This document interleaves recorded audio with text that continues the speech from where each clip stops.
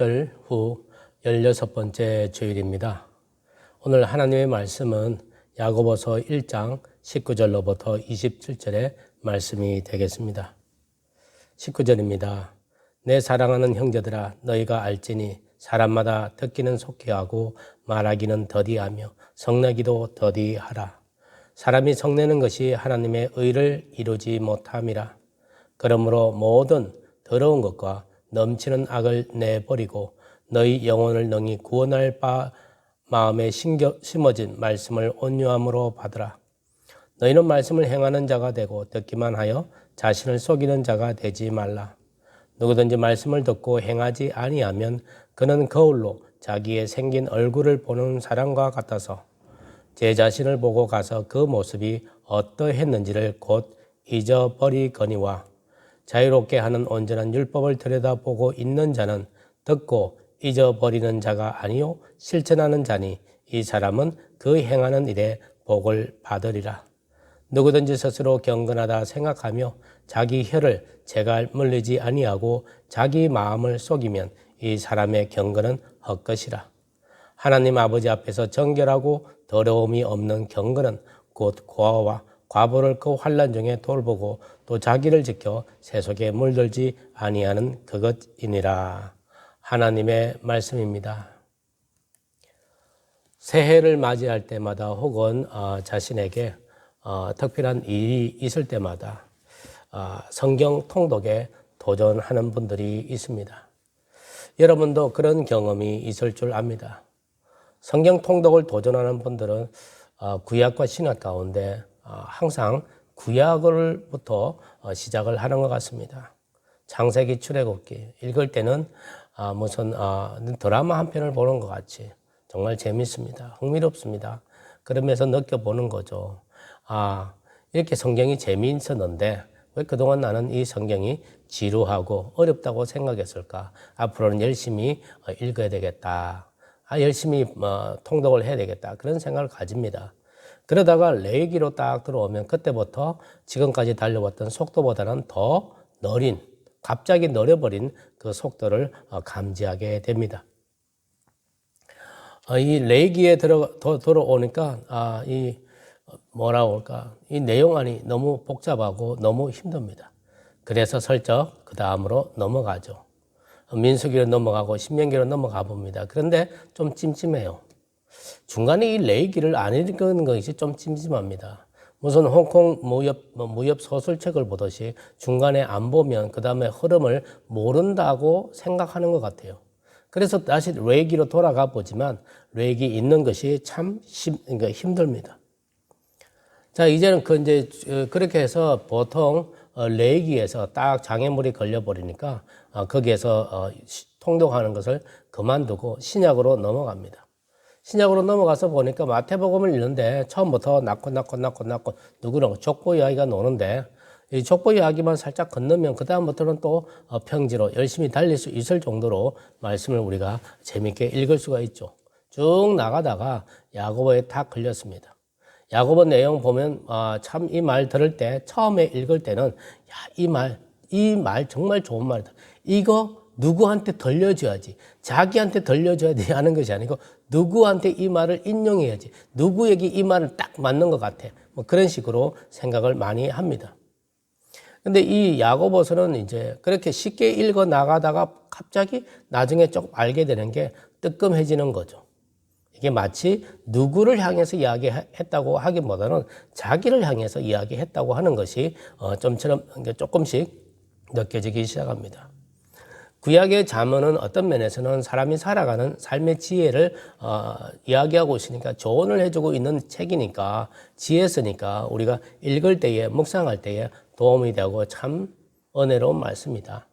근데 야고보서의 말씀은 잠언서 같은 지혜서 같은 말씀이기는 하지만 이것은 누구에게 하는 말이 아니라 자기 자신에게 하는 말이기 때문에 그런지는 모르지만 읽어 나가기가 그렇게 쉽지가 않습니다.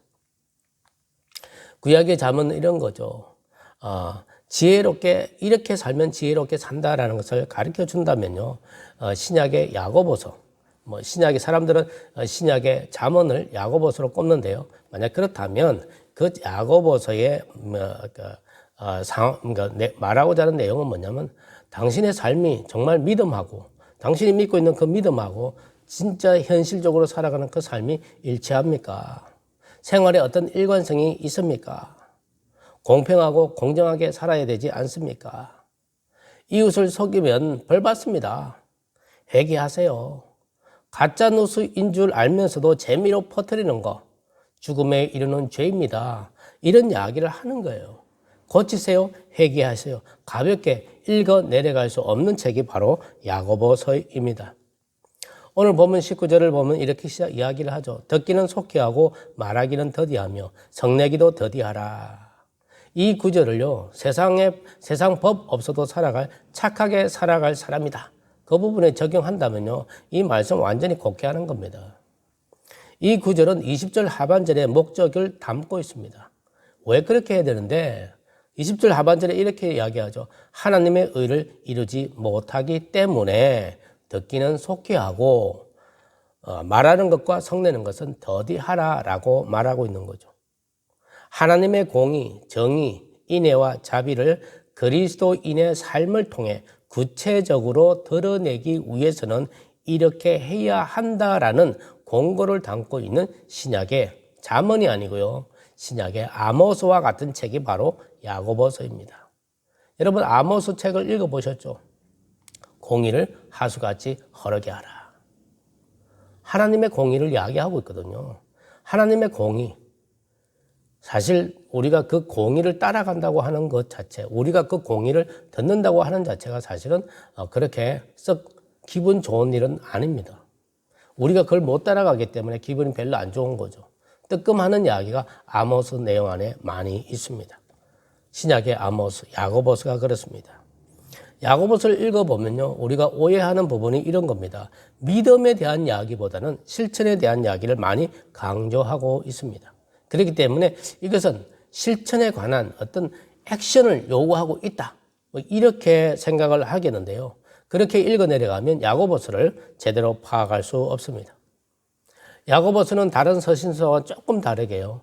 이 편지를 받는 대상이 교회입니다. 어떤 개인이나 동네 사람들이나 그런 사람들이고 그러니까 고린도에 흩어져 있는 사람들에게 이런 이야기가 아니고요. 이것은 순전히 교회에게 보내진 편지라고 하는 점이 우리는 주목해야 합니다. 교회는 무엇입니까? 구원받은 자녀들의 공동체 아닙니까? 예수 그리스도를 생명의 양식으로 먹고 사는 자들이 있기 때문에 이 사람들은 누구와 연결되어 있어야 됩니까? 교회는 누구와 연결되어 있어야 됩니까? 바로 하나님이죠. 하나님과 잇대어져 있어야 할 존재를 강조하고 있다. 하나님과 잇대어 이어진 존재라는 건 뭘까? 하나님은 어떤 분이에요? 거룩한 분이잖아요. 교회가 하나님과 연관되어 있어야 된다. 왜? 교회는 거룩해야 하기 때문입니다. 그렇기 때문에 교회 안에 교회로 모인 그 한 객체 교회들이 다 누구냐? 거룩한 존재라고 하는 거죠. 만약에 그리스도인 삶이 거룩하지 않다면 하나님과 잇대어 있지 않기 때문에 믿는 자가 아니라고 하는 사도 야고보의 아주 폭탄 같은 선언을 담고 있는 게 바로 야고보서인 겁니다. 우리는 하나님의 말씀을 성경 66권으로 제한하려고 하는 경향이 강합니다. 성경 66권이 하나님의 말씀이다, 그것뿐이다 이런 생각을 많이 합니다. 왜 그런가 하면 그런 사회, 그런 문화, 그런 교육 환경에서 자랐기 때문에 성경을 보는 눈도 우리는 그렇습니다. 우리는 하나님의 말씀을 글로 표현된 의록으로 이해하는 데 익숙합니다. 생각해 보세요. 하나님은 영이세요. 영이신 하나님이 말씀하셨다. 이것을 우리식으로 이해하면 곤란합니다. 왜냐하면 영은 우리와 같은 이 입으로 말하는, 그러니까 표현하는 어떤 발성 구조가 없잖아요. 우리와 같은 몸 구조체를 갖고 있는 건 아니잖아요. 영이니까. 요한복음 1장 1절에 이렇게 이야기하죠. 태초에 말씀이 계셨다. 예, 이 말씀이 누군지 잘 압니다. 이 말씀이 우리가 말하는 성경 66권이 아니고 존재죠. 어떤 존재냐? 무에서 유를 창조해낼 수 있는 존재. 세상 질서의 원초적이고 권원적인 능력을 말하죠. 그런 능력을 행하시는 하나님의 말씀을 성경 66권으로 집약하여 하나님의 뜻을 분별한다면 애당초 우리는 하나님의 뜻을 찾아낼 수가 없습니다. 그렇게 이해한다면. 그러나 우리는 이 모든 것들을 우리의 머리로 이해하려 하지만 그럴수록 복잡해질 수밖에 없습니다. 그런 우리가 하나님 보시기에 불쌍하시니 끊임없이 선지자를 보내고 만물을 통해 우리가 어떻게 살아야 할지 알려주고 있지만 우리는 땅의 것만 집착하고 있습니다. 그 땅의 것에 땅을 기어다니는 뱀의 길만 다니고 있습니다. 하늘의 뜻, 위의 것에는 관심이 없고 오로지 땅에 어떻게 하면 많이 축적하고 땅의 소산물들로 즐기며 어떻게 하면 우리가 죽지 않고 영원히 살 수 있을까? 여기에 집착하는 사람들이 바로 우리들이라고 하는 거죠. 사람들이라고 하는 겁니다. 그런 사람에게 하나님의 말씀은 왜곡되게 들릴 수밖에 없습니다. 그런 사람들에게 하나님의 말씀은 오해를 하게 됩니다. 어리석음의 반복이 계속되는 거죠. 코로나가 기승을 부렸던 2020년 한 해를 생각해 보십시오. 우리는 집에 있었습니다. 그리고 스크린을 통해서 예배를 드렸습니다. 이제 시간이 지나서 미국인의 절반 이상이 백신 접종을 했습니다. 질병통제센터에서도 이야기를 하기를 백신 접종자들끼리는 같이 한 공간에서 이야기할 수 있고 마스크를 벗고 이야기할 수도 있고 또 같이 밥 먹을 수도 있고 뭐 이렇게 할 수 있다. 그것까지 허락이 됐잖아요. 공적으로 한 공간에서 예배에 들 수 있다라는 말을 들었음에도 불구하고 교회에 안 갑니다. 바이든 대통령이 7월 1일 날 이제 우리 다 오픈하자고 그날 기회에서 교회 가겠다고 했던 사람들도 교회에 안 옵니다. 델타 변이 때문에 그렇다, 뭐 때문에 이런 이야기를 많이 합니다. 왜 그럴까? 지난 1년 반 동안 우리는 스크린 앞에서 처음에는 이렇게 정장하고 예배를 드렸습니다. 시간이 지나면서 이 정장에서 저고리 하나가 벗겨지고 넥타이가 풀어지고 그리고 앉은 자세가 이 소파에서 앉아서 정자세로 듣던 그런 예배가 안 되었습니다. 시간이 지나면서 이 예배는 anytime 드릴 수 있겠구나. 누워서 드리고 뭐 소파에 기대서 드리고 아침에 꼭 11시에 드리지도 않고 되니까 그냥 뭐 내가 편한 시간에 들을 수 있구나. 또 우리 교회 목사님 설교 딱딱한 거 듣는 것보다 여러 채널을 돌려보니까 정말 주옥 같은 말씀들이 나오는 거예요. 너무 좋다. 성경 공부, 이거는 설교로 다 대체하면 되겠다. 그래서 더 많은 설교를 듣게 되었습니다. 더 많은 설교를 듣게 되는 것으로 성경 공부를 대체해버렸습니다. 항상 이제는 쉬운 것만, 내게 편한 것만 그런 것을 하다 보니까 성경을 보는 눈이 점점 멀어집니다. 성경을 내가 직접 펴서 읽을 그런 기회가 우리에게 점점 없어집니다. 왜? TV를 켜거나 이렇게 스크린을 펴면은 교회에서 읽어주거든요. 목사님이 읽어주고요. 또 자동으로 나오고요. 유튜브 틀면 그냥 자동으로 다 나오는데 왜 굳이 내가 그걸 하느냐는 거죠. 점점점 편안한 쪽으로만 가더라는 거예요. 편안한 쪽으로 가니까 뭘 잊어버리게 돼요? 거룩한 하나님을 잊어버리게 돼요. 기도하지 않아요. 성경 읽지 않아요. 설교 이제는 하도 많이 들어가지고 웬만한 설교는 귀에 들어오지도 않아요. 그러니까 어떻게 돼요? 이제는 모든 것이 무뎌지니까 세상 살아가는 거 예전에는 타협을 하면 절대 안 돼. 그런 것도 이젠 타협하며 살아가게 되더라는 겁니다. 그 결과 뭘까? 이 모든 말이 하나님과 멀어지는 거죠. 거룩하신 하나님이 잇대어져 있지 않다면 사도 야고보는 말합니다. 당신은 그리스도인 아니야 라고 이야기하고 있는 거예요. 우리가 이 말씀 들을 때 뜨끔뜨끔 안 할 수가 없는 거예요. 우리가 성경 66권 가운데 거룩이라는 주제를 담고 있는 책이 레위기죠. 레위기의 목적은 뭐냐? 노예로부터 해방되어서 하나님의 백성으로서 지키고 살아가야 할 법을 다루고 있는 책입니다. 하나님의 백성의 삶은 뭘까? 부정함에서 시작을 합니다. 그 다음에 정함을 읽고 그 정함이 거룩에로 나아가는 과정을 그리고 있는 책이 레위기라고 하는 거죠. 그런데요, 이 레위기를 읽어보시면 잘 아시겠지만 부정하다라는 것을 기록하고 그걸로 끝나지 않습니다. 부정하다는 그 스토리가 나오면 그런 어떤 공무원 이게 부정하다 넣으면 바로 뒤에 뭐죠? 어떻게 하면 그것이 정해지는지, 어떻게 그것이 깨끗하게 되는지, 그리고 그 깨끗하게 되는 과정이 어떻게 거룩으로 나아가고 있는지 그 과정을 그대로 담고 있습니다. 이 말은 무슨 말일까? 우리가 죄인임을 알라라는 것이 우선이라는 거죠. 우리가 죄인이라는 것을 알고 거룩으로 그러니까 우리가 죄인이라는 것을 알고 예수 그리스도의 십자가의 희생으로 우리가 죄 없다 하심을 입은 그 은혜, 그게 뭐냐? 거룩이란 말이에요. 거룩으로 나아가게 하는 것. 이걸 더 집약해서 말하면 하나님의 백성이 살아내야 할 인생이 거룩으로 잇대어진 하나님과 연결된 삶이라고 하는 겁니다. 부정한 것, 부도덕한 것, 멀리 해야 가내고 부정한 것이라도 하나님께 닿으면 거룩하게 되고 거룩하게 구별된 것만이 하나님께 닿을 수 있음을 가르쳐 주는 것이 레위기고 야고보서이고 성경이고 말씀입니다. 이번 아프가니스탄 사태를 보면서 우리는 위선적인 그리스도인의 모습도 함께 보고 있습니다. 이슬람, 무슬림, 무조건 잔인하기로 유명한 이슬람 국가 테러 분자로 간주하는 그리스도인들이 상당수가 있습니다. 여러분들도 매일같이 스마트폰을 통해서 SNS, 사회 조정망을 통해서 나라들은 여러 가지 이야기들 가운데 이 무슬림, 이슬람에 관한 이야기들이 많이 오고 갑니다. 지금은 요즘에 들은 게 선교사 200몇 명이 지금 무참히 참수당하게 되겠으니까 기도하게 해달라. 막 뿌려지면. 그걸 여러분들이 봤잖아요. 우리도 받았습니다. 그걸 받아보면, 야, 어떻게 200명, 한두 명도 아니고 200명이라는 사람이 때로 죽임을 당할 수 있을까? 기도하자. 막 기도하는. 목사님도 강대상에 올라서 막 기도하는. 근데 그게 가짜 뉴스란 말이에요. 이 가짜 뉴스를 짜집게 해서 보내는데 그걸 딜리버리 누가 자주 해준다? 누가 열심히 해준다? 그리스도인들이, 기독교인들이 참 많이 해요. 왜? 이슬람하고 무슬림은 적이니까.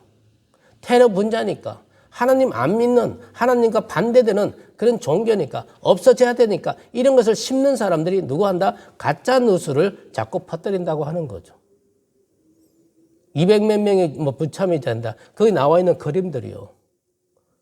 가짜 뉴스를 인터넷에서 다시 팩트, 그 사실만 체크해 주는 데가 있어요. 근데 거기도 보고 그 중동 선교사들 이야기 다 들어보면 그 내용은 옛날 시리아의 전쟁 2003년, 2001년 그런 때의 전쟁, 정부군을 잡아서 반정부가 텔레반이 정부군을 가서 무참히 살해하는 장면. 그것도 10명, 20명 이 정도 10명 이렇게 했는데 그게 갑자기 불어가고 299명, 300명, 500명 막 불어나요.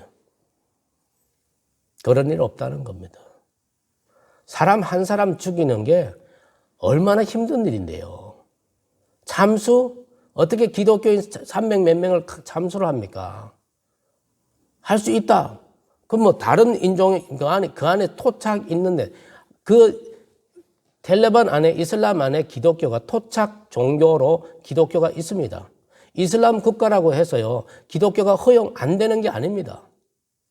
기독교 역사가 거기는 2000년이에요. 우리는 끼끗하게 100년, 150년 이렇게 이야기하지만 거기는 2000년이에요. 2000년에 토착 기독교가 있습니다. 이슬람도 있고요. 무슬림은 무슨 종교가 아니고 무슬림은 그냥 사람의 라이프예요. 무슬림 하면 무슬림이라고 하는 그 태어나면서 무슬림인 거예요.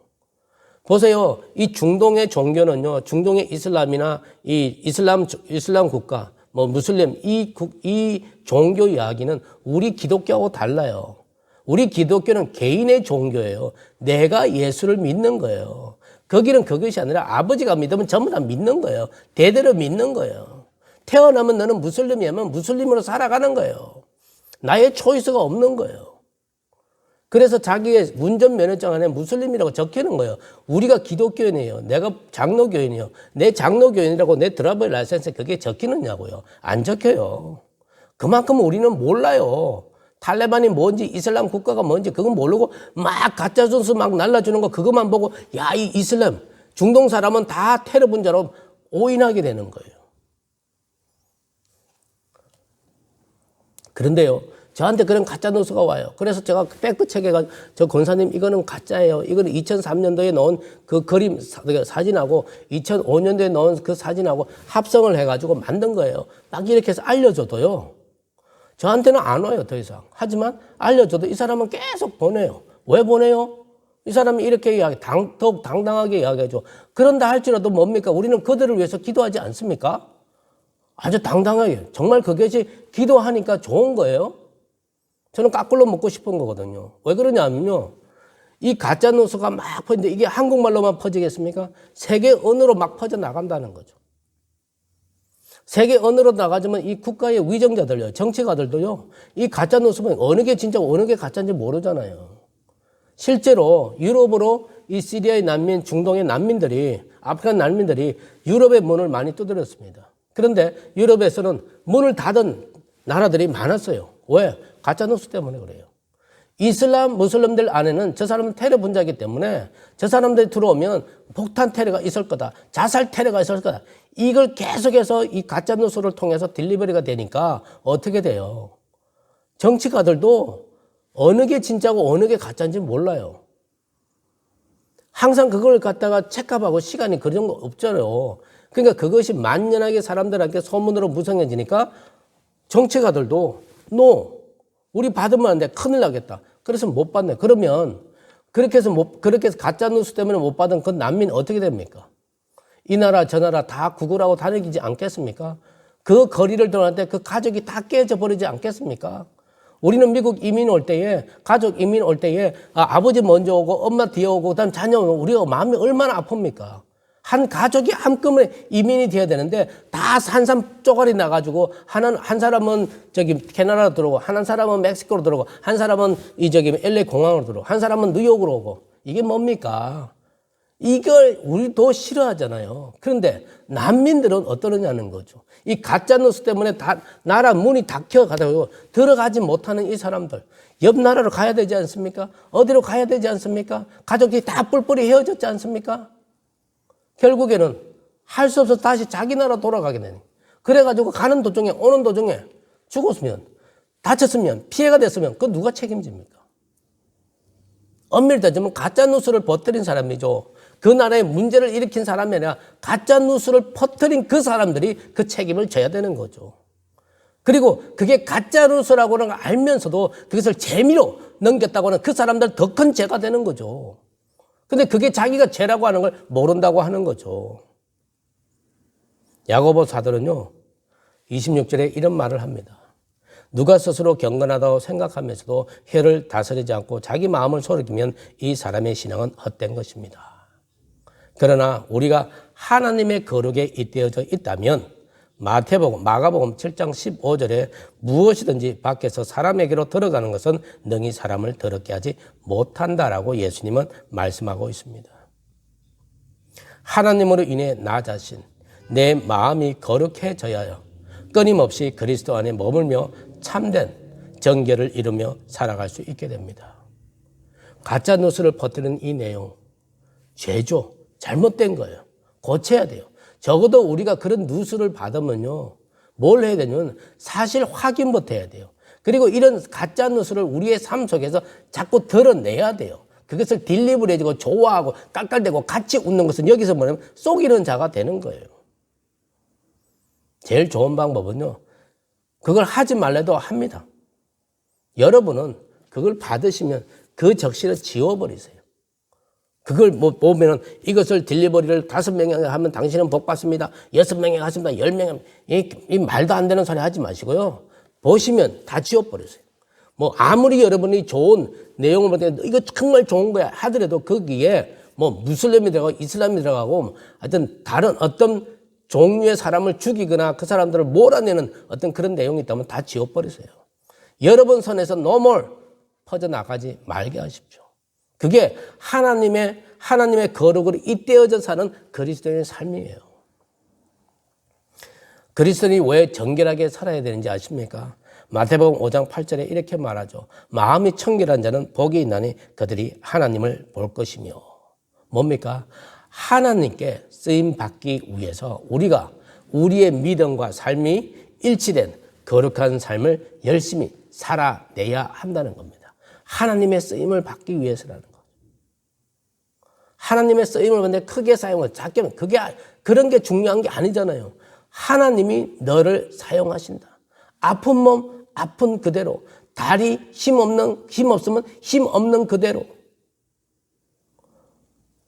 암이면 암 그대로, 어떤 상황이든 너무나 상관없이 하나님은 너를 쓰기 위해서 우리를 정결하게 하기를 원해서 하나님의 거룩으로 우리가 연결되어 있게 하신다.